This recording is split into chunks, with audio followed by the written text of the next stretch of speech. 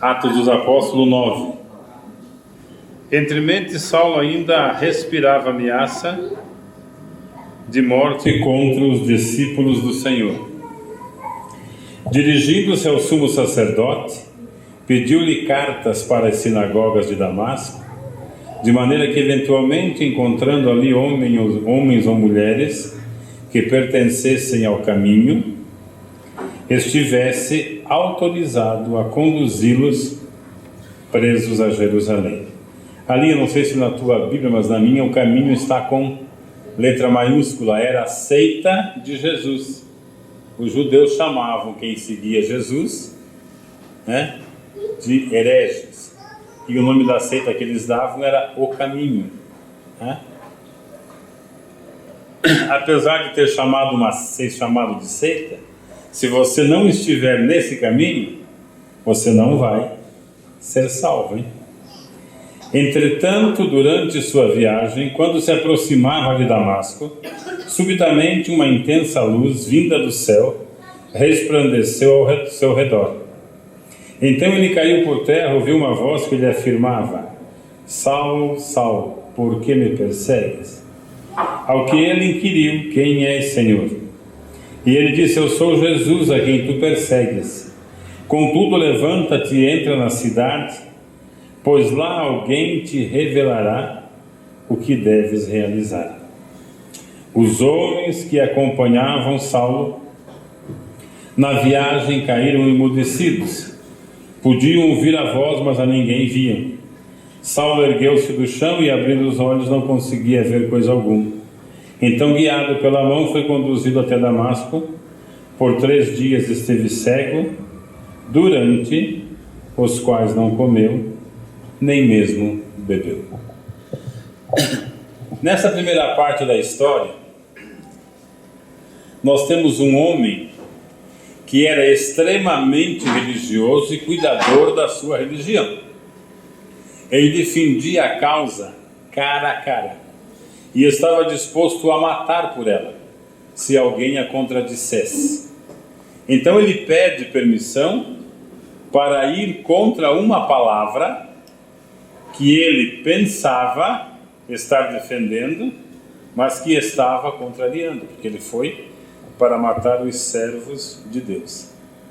Como a sua ação não era simplesmente movida por ódio religioso, por inveja, por ganância, por disputa, por fama, era pela verdade, porque ele fazia isso achando que estava colaborando com a verdade. Deus parou Paulo no caminho de Damasco. Nós temos um exemplo disso lá com Filipe, quando Filipe vai pregar a eunuco, que foi naquela confusão religiosa de Jerusalém, na festa, não conseguiu encontrar Deus por causa da bagunça, não conseguiu encontrar Deus religiosamente, compra um rolo do profeta Isaías e vem tentando ler sozinho, mas não entende.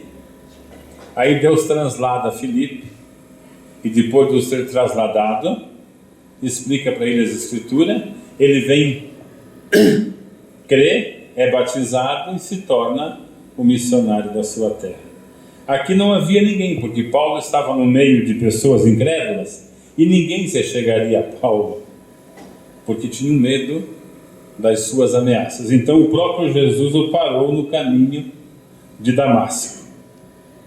E na outra parte a gente vai ler só alguns versículos de Ananias, porque ele é um homem que estava em oração. A gente, quando acontece algumas coisas dessa natureza, às vezes a gente se encontra com Jesus, né? Mas o que define a vida cristã não é o encontro que você teve com Jesus, é a tua ação no caminhar nesse caminho. Não é só porque você um dia aceitou Jesus, porque eu aceitei Jesus, que nós estamos salvos do perigo, do pecado e que iremos morar no céu. Se nós não andarmos neste caminho, nós vamos perecer. E havia em Damasco um discípulo chamado Ananias. O Senhor o chamou em uma visão: Ananias, diante do que prontamente respondeu: Eis-me aqui, Senhor. Esse eis-me aqui, a gente ouviu da boca de Abraão, né? da boca de Moisés, Samuel, Maria.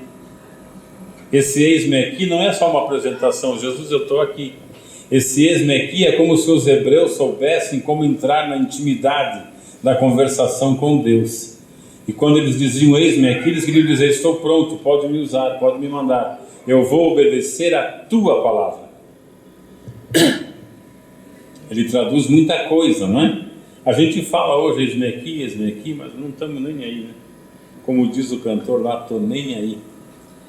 Então o Senhor lhe disse: apronta-te, vai à rua que chama direita e procura a casa de Judas, por um homem de Tarso chamado Saulo. Eis que ele está em oração neste momento. E acaba de ter também uma visão, na qual um homem chamado Ananias se aproxima e lhe impõe as mãos para que volte a enxergar. Todavia Ananias replicou: Senhor, tenho ouvido vários testemunhos sobre este homem. Quantos males tem causado aos teus santos em Jerusalém? E ele chegou aqui com toda a autoridade dos chefes dos sacerdotes para prender todos que invocam o teu nome. Porém o Senhor ordenou-lhe: vai, pois ele é para mim um instrumento escolhido a fim de levar o meu nome diante de gentios e seus reis e perante o povo de Israel. Revelarei a ele tudo quanto lhe será necessário para sofrer por causa do meu nome. Nessa oração de Ananias e na visão de Deus, a gente vê uma particularidade entre os dois bastante esquecida pela igreja atual, que é o discutir com Deus. Em um texto, em Isaías, não me lembro agora a referência, Deus diz: vem, discutamos, vejamos o que está acontecendo, depois a gente faz uns acertos. Deus gosta de discutir no bom sentido, né? Porque Ele precisa saber a tua intenção, o que você quer dizer. Não que Ele não saiba pela sua onisciência, mas agrada a Deus esse bate-papo, crente e Deus. E você deve contar a Ele tudo que da tua vida, na tua casa, no teu trabalho, na igreja, na rua, na cidade, no país. O que você pensa, o que você acha.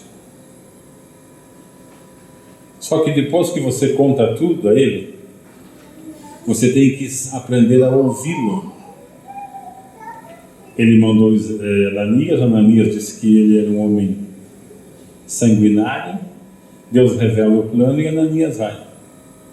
Nós vamos ver temos outro exemplo do apóstolo Pedro, quando orava pelo alimento e também discute com Deus: Senhor, eu não vou comer coisa impura. Então essa intimidade precisa ter. Você não precisa dobrar o joelho, pôr a cabeça no chão, ficar andando para ir para cá, rodopiando para orar. É bem verdade que quando você orar a Deus, você precisa estar sozinho com Ele, para que ninguém te distraia. Mas que você fale realmente de coisa que está acontecendo. Como se ele fosse teu pai. Ô pai, está difícil o negócio. O carro quebrou, depois furou o pneu, depois arrumei, agora caiu a roda, agora está chovendo em cima. Mas de carro também. Aquele pastor me encheu o saco, me falou um monte de besteira, me humilhou, estou com vontade de meter a mão na cara dele, quebrar os dentes dele. Mas pode falar isso também? Pode. Mas o pastor não é um ungido de Deus? Todos somos. Se teu coração está querendo bater no pastor, por que você vai dizer para Deus que você o ama? Está mentindo. O que você tem que ter é consciência de que, como cristão, você não pode fazer isso. Nem como cidadão, né? Já seria crime. Mas vamos deixar a cidadania de lado e vamos falar de fé. Como cristão, você não pode fazer isso. Mas você pode contar para ele limpar. Porque não adianta você ter vontade de não fazer. O que ele falou para Judas? Vai, come esse pão logo aí, porque você quer me trair, também quer participar da ceia. Então come de uma vez esse pão e vai lá e faz o que tem que fazer, porque já está no teu coração. Então essas são verdades que não se ensinam mais, né? Ensina você a fazer sacrifícios para conseguir bens, status, vitórias, para se promover, né? E isso não é evangelho, isso é qualquer outra coisa, menos evangelho. Amém?